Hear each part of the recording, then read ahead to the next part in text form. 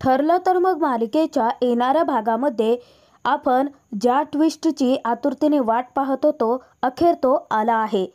कारण अर्जुन प्रिया तन्वी नाही आहे हे सिद्ध करत असतानाच नियती खूप मोठ्या सत्याचा, खूप मोठ्या रहस्याचा अर्जुन समोर आता उलगडा करणार आहे. ते म्हणजे सायलीच तन्वी असल्याच्या. हे रहस्य अखेर आता अर्जुन समोर उलगडता क्षणी प्रियाच्या विरोधात 2-3 पुरावे गोळा करत अर्जुन सुभेदार आणि किल्लेदार परिवारासमोर खूप मोठा धमाका करणार आहे. प्रियाची आता चांगलीच वाट लागणार आहे. भ्रमात असणाऱ्या प्रियाचे खाडकन डोळे उघडत रविराज आणि अर्जुन दोघे मिळून प्रियाला जबरदस्त शिक्षा सुनावणार आहेत. अर्जुन हे रहस्य सर्वांच्या समोर कसं उलगडणार व प्रियाच्या विरोधात अर्जुन कोणते पुरावे शोधून काढणार हे आपण या व्हिडिओत पाहणार आहोत. तर व्हिडिओ शेवटपर्यंत नक्की पहा. अर्जुनने एक प्लॅन बनवत सायलीला प्रिया तन्वी नाही आहे हे सिद्ध करून दाखवलेलं असतं. परंतु सायलीने अर्जुनला सांगितलेलं असतं की फक्त साडीच्या त्या प्रकारावरून आपण ती तन्वी नाहीच आहे हे सिद्ध करून दाखवू शकत नाहीत आणि म्हणूनच अर्जुनलाही ते योग्य वाटतं. त्यानंतर तो या सगळ्या सत्याचा चैतन्यासमोर खुलासा करतो. परंतु अजूनही अर्जुनच्या हातात प्रियाच्या विरोधात कोणतेही पुरावे नसतात.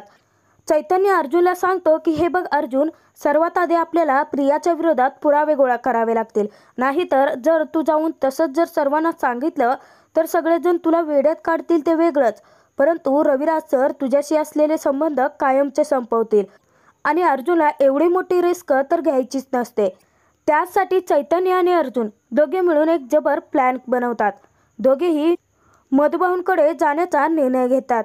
कारण मधुभाऊ एकमेव अशी व्यक्ती असते की प्रिया कोण आहे हे ते सांगू शकत असतात. अचानकपणे भेटायला आलेल्या अर्जुनला मधुभाऊ विचारतात की तुम्ही भेटायला कसे आलात. तेव्हा अर्जुनने प्रियाबद्दल त्यांना काही माहिती विचारलेली असते. मधुभाऊंना समजत नसतं की अचानकपणे प्रियाच्या बालपणाच्या सगळ्या गोष्टी जावईबापू का विचारत असतील. परंतु अर्जुनने एक एक प्रश्न विचारून त्यांच्याकडून माहिती काढून घेतलेली असते. परंतु तिथे अर्जुनला हे माहिती नसतं की सायलीच तन्वी आहे. कारण अर्जुनने फक्त प्रियाची माहिती काढलेली असते आणि त्यावरून एक गोष्ट निश्चितच अर्जुनला समजलेली असते, ते म्हणजे प्रिया 2002 साली आश्रमात आली होती आणि रविराज प्रतिमा तन्वीचा ॲक्सिडेंट 2003 मध्ये झाला होता. या एका गोष्टीवरून ती प्रिया नाहीच आहे हे सिद्ध झालेलं असतं. तरीसुद्धा तिथे चैतन्य अर्जुनला सांगतो की अर्जुन, हा एकमेव पुरावा आपल्यासाठी पुरेसा नाही आहे. कारण प्रिया किती चालाक मुलगी आहे तुलाही चांगलंच माहिती आहे. वेळोवेळी कोर्टात खोटं बोलून तिने स्वतःच्या बाजून किती वेळा तरी साक्ष बदलली आहे. त्यामुळे तिच्या डोक्यासारखाच आपल्याला विचार करावा लागेल. अर्जुन विचार करतो. त्यानंतर अर्जुनच्या लक्षात एक प्रसंग येतो. तो म्हणजे प्रियाला प्रेमाच्या जाळ्यात अडकवण्यासाठी पहिली स्टेप घेत असताना सायलीने सुमनचं नाव घेतलं होतं. अर्जुनच्या लक्षात येतं की आता सुमन काकू एकटीच अशी आहे की जी प्रियाबद्दल निस्वार्थपणे सगळं काही सांगेल आणि त्यातच तिच्या बोलण्यातून काही ना काहीतरी पुरावा त्याला भेटेलच. त्याच एका कारणासाठी कोणाला काहीही सुगावा न लागू देता अर्जुन सुमनला भेटायला किल्लेदारांच्या घरी येतो. अर्जुनला पाहताच आता सुमन आनंदाने वेडीपिशी होते आणि अर्जुनला विचारते की अर्जुन, अरे तू इथे कसा. तेव्हा अर्जुन सांगतो की सुमन काकू, मला ना इकडेच महत्त्वाचं काम होतं. म्हटलं तुम्ही गणपतीच्या वेळीसुद्धा इथे आला नाहीत आमच्या घरी, मग म्हटलं जाताना भेटूनच जावं, त्याचसाठी आलो होतो. त्यानंतर अर्जुन आता थोडी इकडची तिकडची विचारपूस करून अर्जुन मुद्दाम आता त्याला हव्या असणाऱ्या विषयाकडे सुमनला अखेर घेऊनच जातो. अर्जुन मुद्दाम तन्वीच्या लहानपणाच्या गोष्टी उकरून काढतो जेणेकरून सुमनकडून काहीतरी माहिती मिळू शकते की तन्वी किती खोडकर होती, त्यानंतर तितकीच गोड आणि प्रेमळ होती.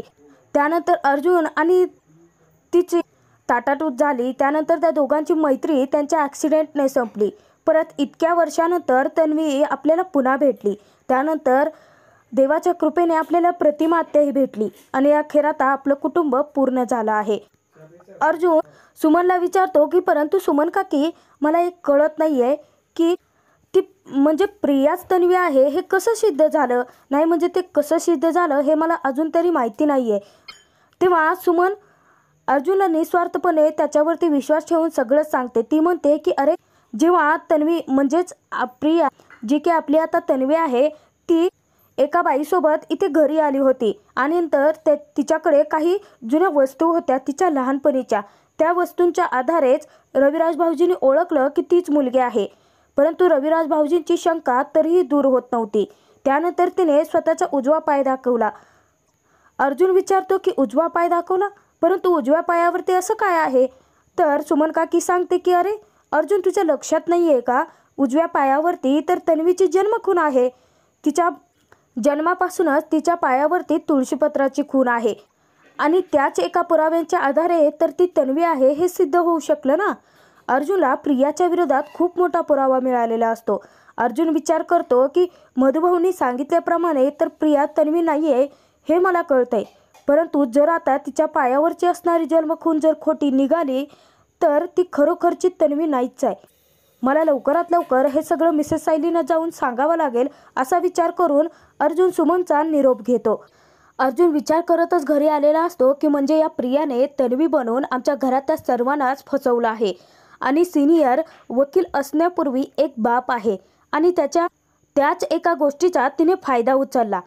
परंतु मला एक गोष्ट कळत नाही आहे की तिला या सगळ्याची माहिती कशी मिळाली असेल की सिनियर तिच्या मुलीचा शोध घेतो आहे आणि जर तन्वीच्या त्या ज्या वस्तू होत्या त्या प्रियापर्यंत कशा पोहोचल्या असतील आणि तन्वीच्या पायावरती तुळशीपत्राची जन्मखून होती हे तिला कसं समजलं असेल.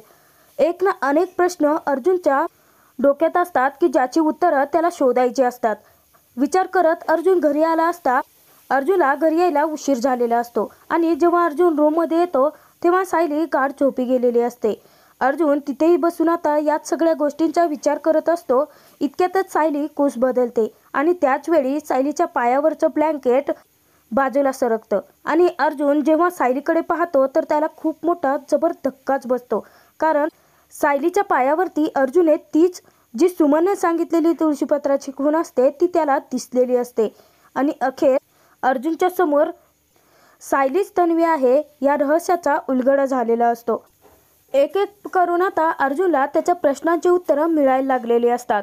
कारण त्याच्यासमोर सायलीच तन्वी आहे हे उलगडले असत्या क्षणी तो विचार करायला लागतो की म्हणजेच प्रिया आणि मिसेस सायली दोघीही त्याच आश्रमात लहानाच्या मोठ्या झाल्या आहेत आणि लहानपणापासून ज्या तन्वीच्या पायावरती जन्मखून होती त्या मिसेस सायली आहेत.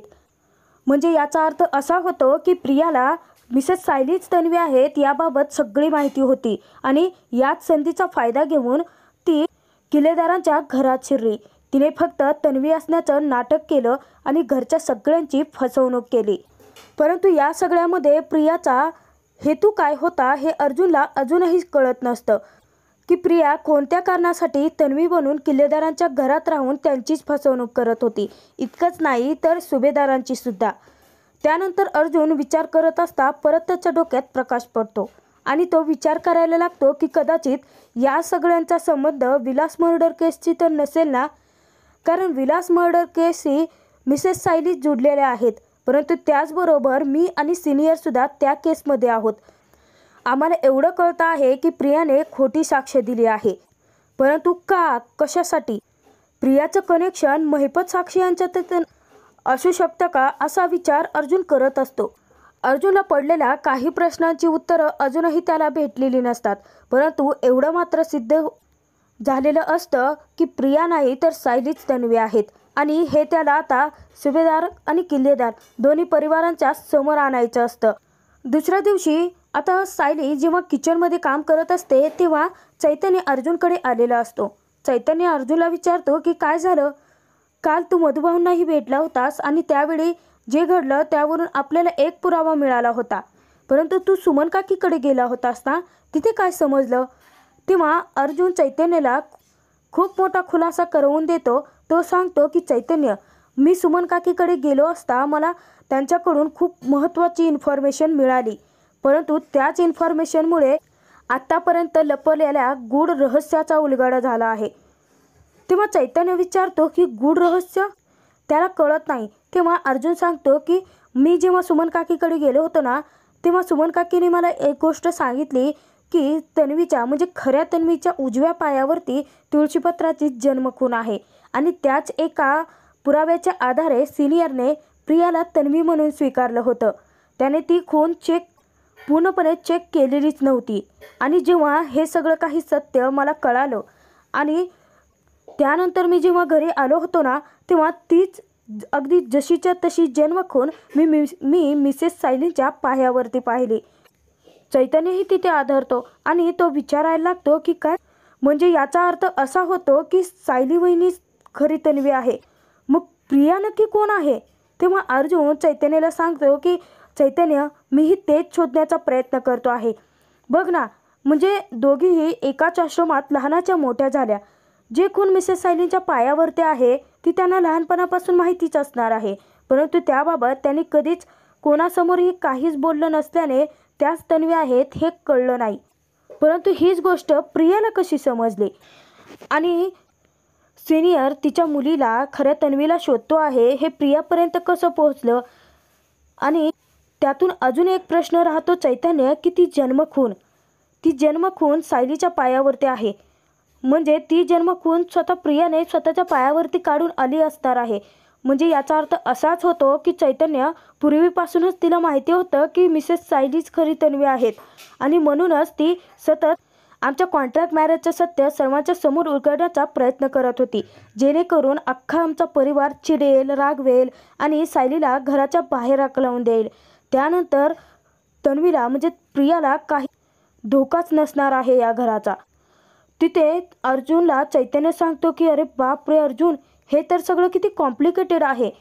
अर्जुन चैतन्याला सांगतो की चैतन्य, काही पुराव्यांच्या आधारे आता ही मिस्ट्री सॉल्व्ह झाली आहे. आता फक्त मधुभाऊनी सांगितल्यानुसार आपल्याला मिसेस सायलीचे जे काही पुरावे होते, त्यांच्या लहानपणीच्या वस्तू ज्या की प्रिया घेऊन गेली होती त्या सगळ्यांच्या समोर घेऊन याव्या लागतील आणि त्याचबरोबर त्यांची जन्मखून ही सर्वांना दाखवावी लागेल. तुलाही माहिती आहे चैतन्य की मिसेस सायली जेव्हापासून आमच्या घरात आल्या होत्या त्याच वेळेसपासून सगळेच जण प्रत्येकाच्या तोंडात फक्त एकच वाक्य होतं की मिसेस सायली अगदी हुबेहूब प्रतिमात्यांसारखे आहेत. त्यांचे प्रत्येक गुण प्रतिमात्याशी मिळते जुळते आहेत. याचा अर्थ आत्ता लागतो आहे मला. आता या खोट्या तन्वीचा नक्की काय हेतू होता हे आपण शोधून काढूच, परंतु सर्वात आधी सायलीच तन्वी आहे हे सर्वांच्या समोर घेऊन येऊया आणि मग त्या प्रियाचं काय करायचं ते आपण पुन्हा बघूयात.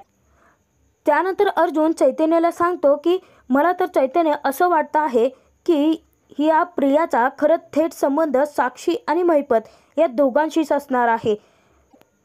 यात सगळ्याचा संदर्भ येऊन इथेच थांबतो, तो म्हणजे विलास मर्डर केस.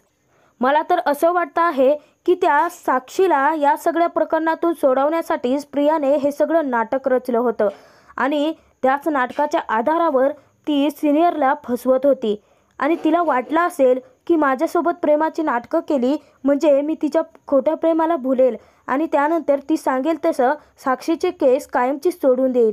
परंतु तसं झालं नसल्याने महिपत आणि साक्षी वेळोवेळी वेगळे वेगळे डावपेच खेळत आहेत. चैतन्याला या सगळ्याचा अर्थ लागत असतो. कोण कोणाशी आणि कोणत्या संदर्भात कोणत्या गोष्टी जोडल्या गेल्या आहेत हे दोघांच्याही आता लक्षात यायला लागलेलं असतं. याच पुराव्यांच्या आधारे अर्जुन आता सर्वांच्या समोर नक्की सायलीच खरी तन्वी आहे आणि प्रियाचा खोटेपणा समोर घेऊन येत प्रियाच्या खोट्या नाटकाचा पर्दाफाश तो कसा करतो आणि पर्दाफाश केल्यानंतर प्रिया जेव्हा आता तिला जेलमध्ये जायची वेळ येणार त्याचवेळी स्वतःच्या तोंडून नागराज, महिपत, साक्षी या तिघांचं नाव सांगणार का हे आपण येणाऱ्या भागात पाहणार आहोत.